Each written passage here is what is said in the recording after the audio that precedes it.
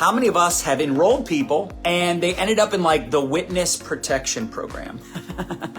They vanished, they disappeared. For whatever reason, they did a whole lot of nothing. Anyone else have that experience? You enroll someone, they're like, I know everyone. Come to find out nobody knows them, right? They say all the right things, but they don't do anything. Or you enroll people that they need to know everything before they do anything. Or you enroll people that actually do a lot.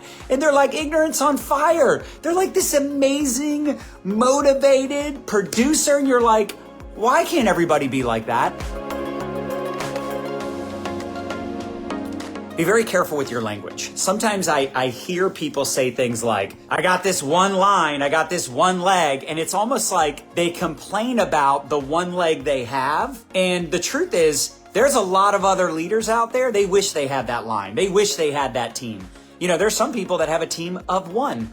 They are the only person on their team. So never be discouraged by having a producer, a top performer, having like a runaway leg. Always be excited, always have gratitude, but I can understand where you're coming from because maybe you came in guns a-blazing and you're like, why can't everybody be like this? Or you recruited this one unicorn, this one super stud, and they were totally on fire, ignorance on fire, right? They were so excited and, you've recruited 10, 15, 20, 50, 100 people since that person, and none of them were as excited as this one person. I get it. I understand it.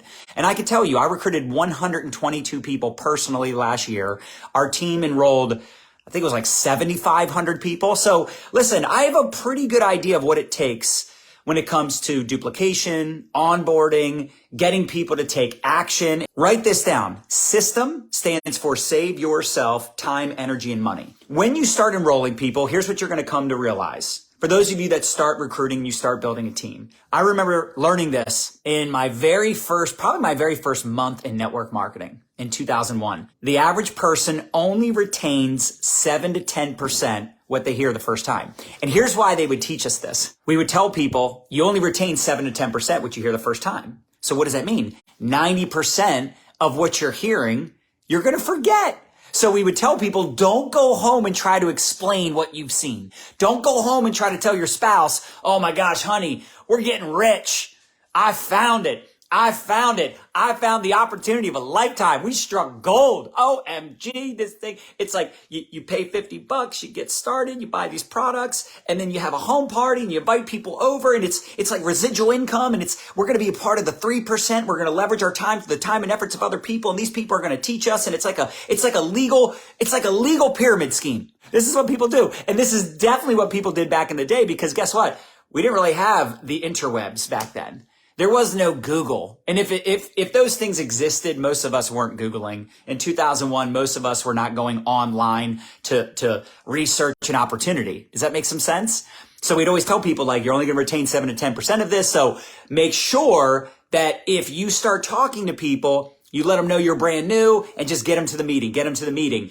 And I share that with you because a lot of us are signing up people and we're plugging them into the system. We're plugging them into the training videos, and we think that they're as hungry as us. Look, let me tell you something. Here's how you know you have a serious person on your team, because they would watch a video like this and take notes. How many of us would agree? Most of the people you're enrolling, they're not going to sit through a video like this. They're not going to watch a training. They're not going to put the time and effort into it that you are. You're a unicorn. You're a unicorn. You're a freak. Look, we're all a bunch of weirdos, right? Embrace the fact that, like, most people are not going to be like you, because instead of being fearless, they're fearful. Instead of being excited, they're scared. Instead of seeing the opportunity to potentially create massive results, they see the opportunity to fail and embarrass themselves. That's just the truth. So with that being said, you plugging them into your Guide 1 training, right? I know I'm going to use our company, our team as an example. We have this training inside of Guide 1 in our Facebook group. We even created like a link tree so that everything they need is in that guide. But here's the deal. The system is not really for them. It's for you. It's not really for them. It is for them, but it isn't for them. And here's what I mean by that. they're not going to retain most of the information. They're not going to download the boards app and go through all the scripts and all the training. And they're not going to print off the scripts. They're not going to print off the 24-hour game plan. They're not going to do their first post and start ATMing and know their referral code and give out their website. They're just not. Who knows? Right? Maybe they're overwhelmed. Maybe they're busy. Maybe they're confused and they don't want to disappoint you, or they don't want to complain, or they're just like going through the document and they're like, oh my gosh, they want me to post on social media. Like they have these objections and they have these different thoughts and beliefs. Write this down. T-bar. Thoughts, beliefs, actions, results. So the reason I point this out is most people have a certain thought and they have a certain belief that dictates their action or lack thereof, which is giving them the result they have. So what you need to understand is that most of the people getting started, and this is probably about 80% of the people you enroll. How many of you have heard of the Thompson rule? You know, Larry and Taylor Thompson, they talk about this. Larry's very first network marketing meeting 55 years ago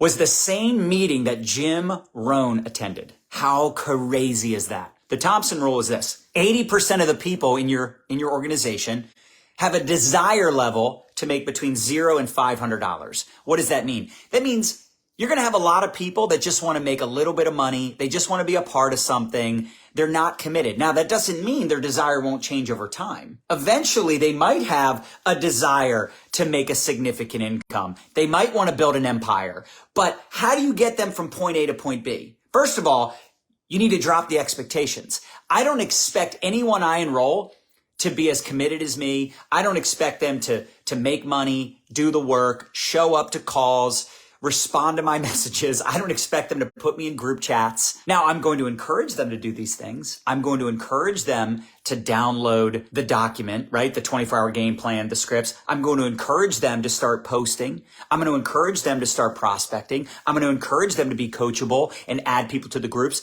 tag them in the videos, and put me in group chats so I can help them enroll some teammates and some customers. But you can lead a horse to water. You can't make them drink. So I just look to identify the hustlers, the ones that are working, that are showing up. And listen, I never give up on anybody. I had a guy a couple weeks ago, he put me in a chat with a prospect. Now, the guy that did this, great guy, him and his brother, they're awesome. Been friends with them for years. But honestly, they haven't done anything in like 4 years. They haven't put me in a group chat in 4 years. And they put me in a group chat. I immediately responded as if they've been working the whole time. Like, I don't put expectations on anyone, and neither should you. But you have to understand that, again, your new person is only retaining maybe 7 to 10% of the information. And that's the information they actually went through. If they actually went through the training videos, if they actually downloaded some of the documents, 90% is out the window. So they enrolled with you. They joined you. You have to be patient with them. You have to let them borrow your confidence because they probably don't have a whole bunch. You have to let them borrow your belief because they probably don't have a lot of belief. Like, people, again, are so fearful. They feel like they need to know all about the products, or they need to know all about the comp plan, or, hey, I can't promote something I don't believe in, which, by the way, hello, isn't that all of us? I've never met anybody that's like, oh, I'll promote something I don't believe in. Have you ever met anybody that said that? Have you ever met anybody that's like, absolutely, I can definitely sell something I don't believe in? Like, what does that even mean? I got to believe in the product. Like, welcome to the club. Like, oh, I don't know if I can do this. I'm super busy. I got kids. I got responsibilities. I got this, that, and the other thing. Yeah, welcome to the club. We're all busy. We all have things. You have to ask leading questions. Now, this is something you should do in prospecting, but here's the thing. Here's my mindset. Just because they joined the team, just because they're in the company is not in them yet. The key word is yet. They aren't as sold as I am. In fact, I want you all to be honest. When you were brand new, how sold were you? How much belief did you have when you were brand new? I want you to think about that. Some of you were super skeptical. Some of you got started, but you got started with very little clarity, very little confidence. It took time to develop the confidence, but thank God your upline didn't give up on you. So even though someone is now joining the team or buying the product, I still kind of look at them. I still kind of look at them as a prospect. Even though they're on the other side, right? It's like I put them in the funnel and they joined. So now they're on the other side of this thing. Now they're going to start adding their own prospects into the groups, into the funnel, right? They're going to start working the business, but they're brand new. They're basically a liability. They don't know their referral code.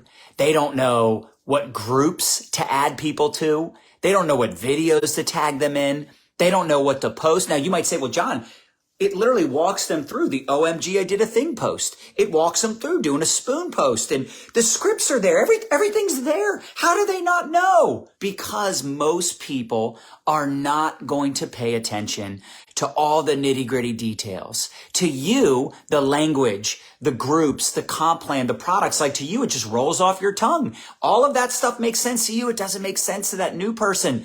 They're either overwhelmed, or they're super busy, or they're super fearful, or they don't want to look stupid on social media, or they don't want to reach out to friends and family and get rejected, which rejection is just redirection. We have to get them to understand the long game, and that they're planting seeds, and that most people are not going to join after one or two conversations.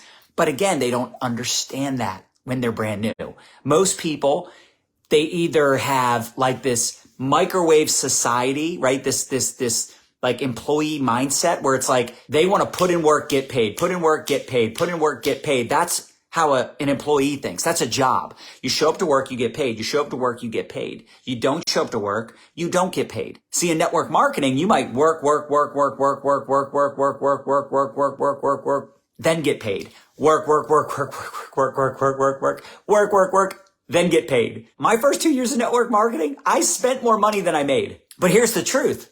I was investing in myself. I was investing in my business. That's a different mentality, because eventually you'll be work, pay, pay, even without working. And I started to realize like this is something that eventually, as long as I never quit and I do right by people, I work on myself, I do the internal work. I do also the external work. Like you can't just sit around like meditating about success and money and hoping that law of attraction is going to kick in. There's also a little thing called law of action, right? But as an upline, as an enroller, as a mentor, remember, they joined you. They joined your team.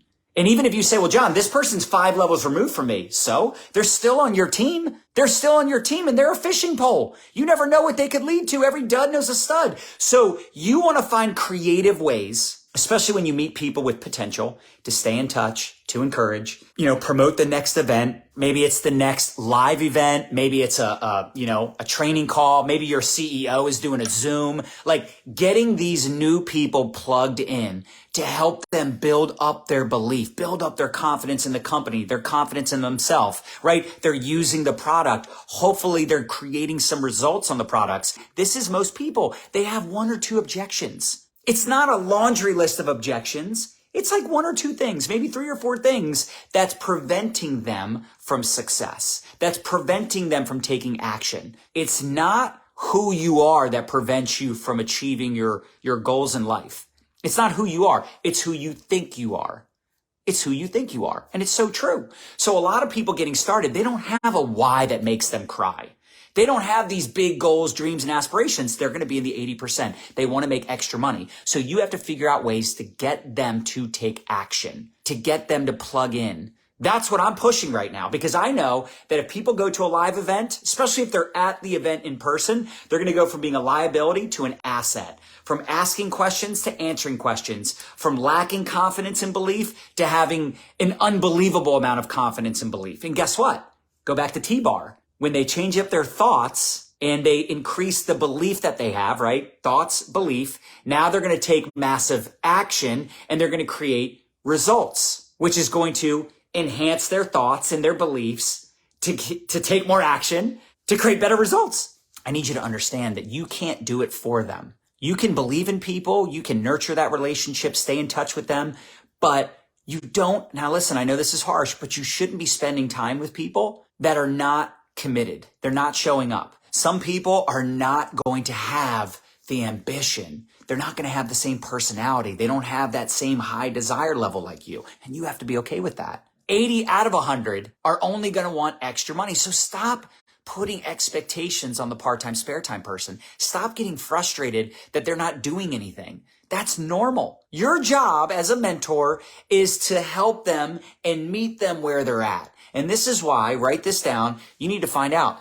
what is someone's desire level? What do they want to accomplish? Why are they starting this business? They probably don't have a why that makes them cry. but they probably have a goal. You can literally ask them, what's your goal? How much money do you want to make? Now, sometimes I will tell you, sometimes people will say something just because it sounds good, but their efforts and their commitment, the way they show up, is not congruent. So just be aware of that, right? Someone says, I want to make 10,000 a month. And then 30 days goes by and they've signed up 0 customers. They've enrolled no one. They put you in 0 group chats. You go through their stories. They never post anything, or they're kind of lazy with it. Like they post once in a while pictures of the products. That person is just not ready for that level of commitment. Yeah, they want to make 10 grand a month, but again, everybody wants to go to heaven. Nobody wants to die. So you need to pay attention, right? Don't spend a lot of time with people that are not willing to do the work.